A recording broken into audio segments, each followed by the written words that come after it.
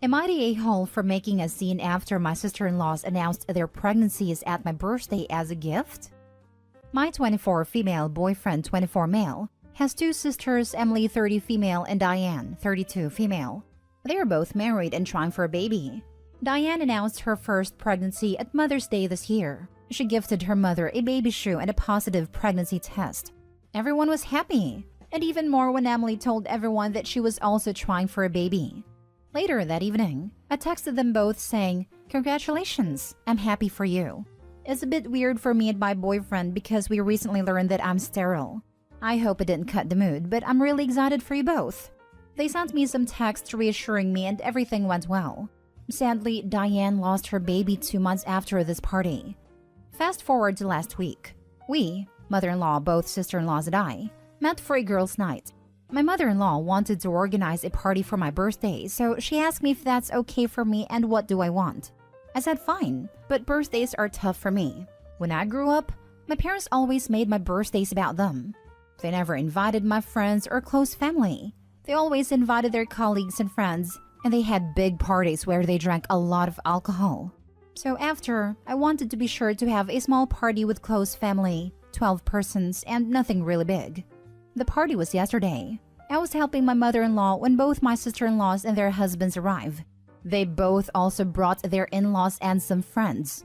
So what was supposed to be a small party ended up with more than 40 persons. My mother-in-law was a bit fuming because we had to go buy more drinks and foods for uninvited guests. The party went well until it was gift time. I opened gift for my mother-in-law and father-in-law, then one for my boyfriend. It was sweet. Next, my sister-in-laws gifted me one small package for them both, which is fine as I asked for small gifts if they were willing to give one. I opened it, and it was a small size shirt, a more XL, and as saying best future aunt. There was also written with a marker pen ×2. The package also contained 2 positive pregnancy tests and a photo of them both touching their bellies. I looked them in the eye asking, "Are you pregnant?" They both said yes. Emily took the shirt out of my hands and showed it to everyone. As I was starting to cry, I ran outside, my boyfriend following me. I had a panic attack. When I came back, everyone was happy and they were all congratulating the pregnant couples. I felt really sad. My boyfriend talked to his parents and we left the party without saying anything to anybody else.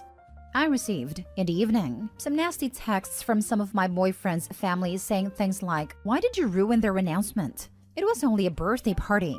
Please grow up." I do feel bad. My boyfriend is planning on telling them to buzz off, but I don't want him to ruin his relationships with his family. My father-in-law and mother-in-law called me to apologize, saying things got out of hand.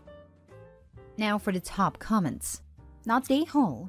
It's your party and you can cry if you want to. I think your sister-in-laws both knew that you can't have children, right? Why would they want to co-opt your birthday to make it about them? And then not be compassionate when you got emotional? I don't know if everyone in your boyfriend's family are a-holes, but whoever sent you the text about ruining the announcement certainly is. The other ones may just be a little tone-deaf. They knew it. But when I first messaged them about my sterility, I told them that I'm happy for any pregnancy, and I don't want them to change anything just for accommodating me. Maybe they've seen this as a green light for what happened at my birthday party? I think they're feeling bad, because they haven't texted me anything yet. So maybe they understand that they hurt me. I really don't know. No, it's not a green light at all. It's still your birthday party, about you. Not wanting to change anything does not mean smearing your pain in your face. And not apologizing? Clearly they might see you're hurt, but certainly don't feel like they're wrong. So they learned you can't have kids, and really thought that announcing their pregnancies at your birthday party was a good idea? That is unbelievably cruel. Whether they're intentionally doing it or not, it really sounds like they're rubbing it in your face and expecting, no, demanding you be okay with it. Like, "Oh, sucks you can't have kids, but we can, so be happy for us." Both you and your boyfriend are not the a-hole here. Everyone else is, especially the sister-in-laws. Not even just announce it, but turn it into their gift with peed-on pregnancy tests. Like, it wouldn't have been so bad if at some point at a party they shared their news, since it was a family gathering, but the way they did it is just cringe. Definitely not the a-hole. Next story. Am I the a-hole for only taking my nieces in and not their dad after my sister passed away? My female 33, sister female 36, passed away a month ago because of cancer. It's devastating, and words can't express how we feel. Her husband struggled to pay off debts and has asked me and my husband to take him and my nieces, ages 13 and 16, in for some time. I have to say, I'm not in good terms with him. We've had more than our fair share of disagreements in the past. He tried to sue me and my husband for my own mother's house, which I'm living in with my husband and daughter. But he claimed he needed money to pay for my sister's treatment, and this was the only way to get it after we, my brother and I, refused to help. It's a long story, but we're not in good terms. So I agreed to only take my nieces in, but not him. He tried to negotiate this, saying his daughters are grieving and need him, their remaining parent, to be around. I said he could see them during visits, and that was it. My husband agreed with me at first. Then my brother-in-law showed up with my nieces days ago, and I only let the girls in but turned him away after he tried to talk me into letting him stay. We had a huge argument, and the girls went inside crying after their dad left, repeatedly saying they want him. My husband is backing out of this, saying we might be making a mistake separating the girls from their dad when they're grieving. My aunt berated me, saying I messed up entirely here. I argued that it's my home, and I don't feel comfortable with him staying after what he's done. She called me selfish and bitter and said I'm making it more difficult for the girls who just lost their mom. Now the girls are quiet, but my 16-year-old niece keeps arguing about wanting her dad with them. My husband still thinks we're making a mistake and making the girls resent me for what I did to their dad who's grieving. Not the a-hole. While it stinks that you can't be 100% supportive for the girls, it's his fault. You have to protect yourself. He's sued once. If he starts living there and establishes residency, he could try to squat. If other family are upset, they can take them in. It's OP's choice to help or not. I do not see the reason why she should let someone hostile to her live in the same house. I think it's already a lot that she offered to take in the girls while she did not have to. Yes, it's her sister's kids, but honestly, not everybody would do that in the same situation. If he wants to stay with the kids, he needs to find another arrangement. He is the parent, not OP, not the a-hole. We're all making the assumption it's actually OP's house. She even states it's her mother's house that they are living in. Oddly worded. She never once says she inherited a house. I bet money the inheritance is in question. I see a lot of YTA posts, but I'll risk the downvotes to say, this guy sued you. Was there any merit to it? Sounds like it was found in your favor. I wouldn't want him in my house either. The problem is, once he moves in, he's a tenant, and you can't force him out. Then you're even more of a perceived jerk for making them homeless if it becomes intolerable. He did not abide by your terms, but showed up on your doorstep with no plan except to beg you, even though you told him what you could agree to. He said okay, but then tried to make it suit him. All these relatives could take him in or support him, right? Why is it all on you? Your brother-in-law is presumably in his mid to late 30s and only sought help from you? It's all on one estranged sister-in-law? This is an impossible situation, and frankly, nothing you would have done would have been enough. How can you ask him for money for the higher food, /utilities/gas expenses when he's grieving and broke? How can you not give him your car to get around when he's grieving and broke? How can you ask him about getting a job and getting back on his feet when he's grieving and broke? If your relatives wanted to help, they could send him money and help him get on his feet, rather than come after you to take on a family. I can't judge this, because in some ways you are an a-hole and in some ways you are being completely irrational, not wanting an enemy in your house for a long indeterminate amount of time and at your expense. But you were willing to help out the children and did not abandon them. You were willing to help up to your boundary, and your husband agreed. The flying monkeys just don't want the burden back on them, so they will come after you hard, as pressuring you is the easier solution than writing him a check or taking him in. You're voicing the concern I also have.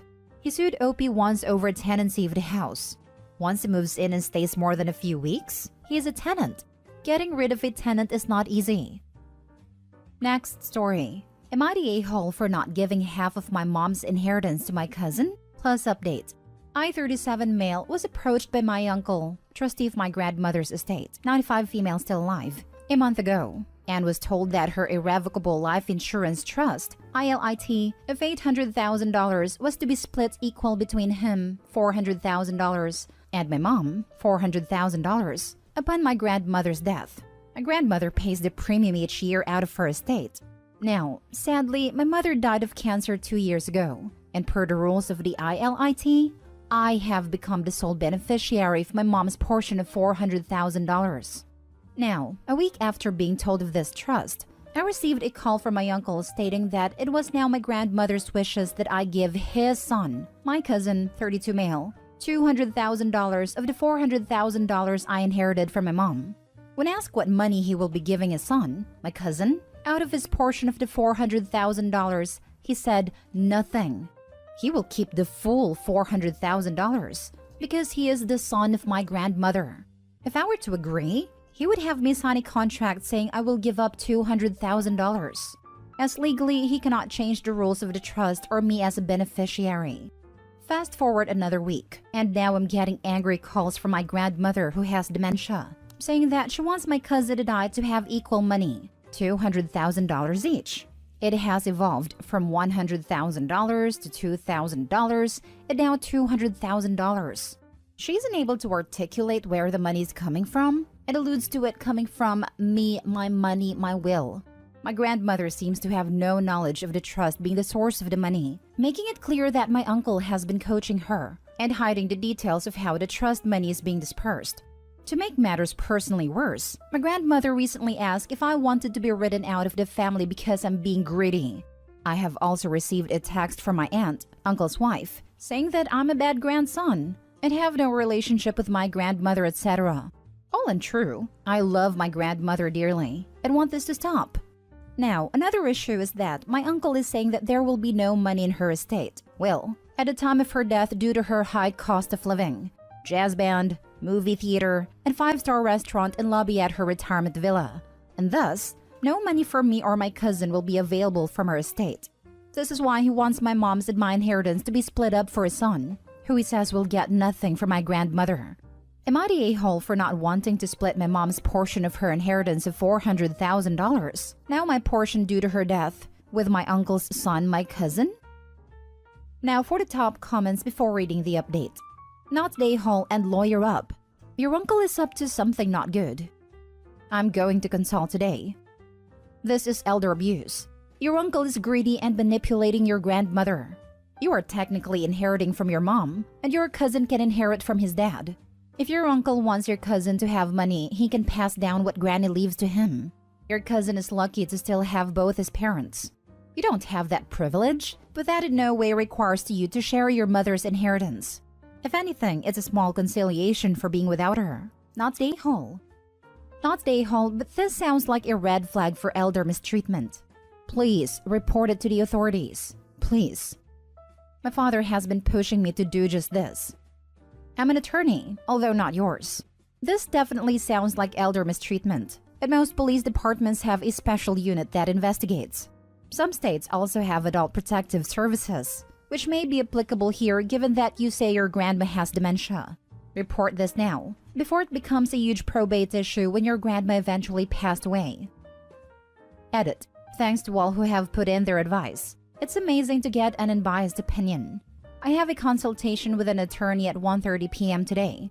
We'll update all upon further guidance. Update. Spoke with attorney. Uncle is clearly in the wrong. It's an irrevocable trust and was set up this way and not to be changed. The money is solely mine as the beneficiary of my mother who passed. There is no legal standing my uncle has to demand the scheme he concocted. I have no obligation to do anything. If he wants his son to have money, then he can give him money. Not my mom's, nor my responsibility. He said my uncle is being very greedy. He suggested I ask for a copy of the trust, and if it's not received, then he will demand it in a legal letter. As for the elder mistreatment, he said my uncle is definitely unduly influencing my grandmother against his fiduciary duties.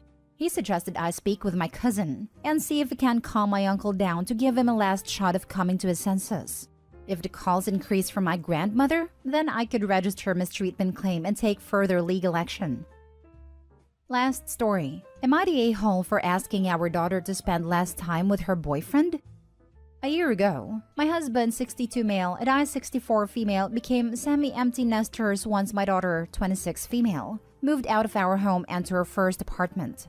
We miss her a ton, but it's been great to see her grow up. We still have our son 20 male left in the house, and we are waiting until he graduates so my husband and I can hopefully move abroad one day. A few months ago, my daughter has started dating someone, but we haven't even had a chance to meet him yet, and learning about her boyfriend has been like pulling teeth. We only found out she was dating when she sent a picture of herself to us one day. It looked like someone else had took it, and we asked who did. She said a friend. We asked who that friend was. When my daughter left home, she didn't have any friends at the time, and it was nice to hear she had made one. Even then, she beat around the bush giving details about who this friend was and how she met them. Anyway, we eventually learned of her boyfriend, but we have noticed she is spending lots of time with him. When we invite her to hang out with us on the weekend, she always declines and says she has something planned with her new beau. When we chat on the phone, she is often with her boyfriend at home, or out and about and so on. I understand this is her first relationship, and surely she is very excited, but it hurts a bit that she suddenly has no time for us. Last time we spoke on the phone, I jokingly said after she declined our last invite, "You know you can still spend time with your old parents, right?" But she took it much seriously than I intended. Is it so wrong to ask our daughter to spend more time together? Just some thoughts. The fact that you didn't allow her to date until 20 is ridiculous. It's also ridiculous you believe that this is her first relationship. Newsflash, she got used to hiding things from you. Why don't you leave her alone and work on whatever parts of how you treat her make her feel she has to do this? You're the a-hole. Seriously, when Opie said learning about her boyfriend is like pulling teeth, I was ready to say, take a hint. Your daughter doesn't want to tell you stuff. You may want to reflect on that. Gave me flashbacks to when I started dating my now husband. I had a horrible relationship with my father as a child, and the second I moved out of the house, I tried to keep my life as private as possible from them. A decade later and we're much happier. But damn, when you have a hyper-controlling parent, especially around dating, you become an expert at hiding things. I really feel for Opie's daughter. Opie, if you read this, please try to at least take this to heart. The further you pry, the more you push your daughter away. I eventually cut all contact with my parents for nearly 4 years because they did exactly what you were doing. I only approached them because I needed to heal and move on. You are hurting your daughter so much. Please stop and let her live her life before it's too late. You're the a-hole, but you can easily stop being one. Please do.